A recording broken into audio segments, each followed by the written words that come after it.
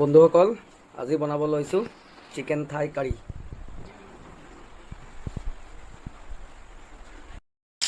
এয়া বনাবলৈ ৰেডি কৰিছোঁ বন্ধুসকল।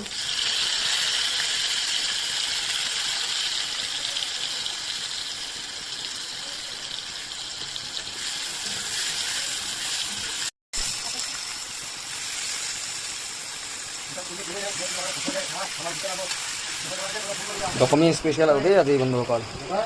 চিকেন থাই ৰেডি হ'বলৈ হৈছে আৰু 50% হ'ল আৰু 50% বাকী আছে। আজি মায়ে বনাইছে দেই, মই নাই বনোৱা, কিন্তু আজি মায়ে বনাই আছে চিকেন থাই। বন্ধুসকল চিকেন থাই বনি ৰেডি হৈ গ'ল দেই। এতিয়া ভাত সাজ খাবলৈহে দেৰি আৰু। বন্ধুসকল আজি ৰাতিৰ সাজটো এনেকৈ খাই দিছোঁ দেই।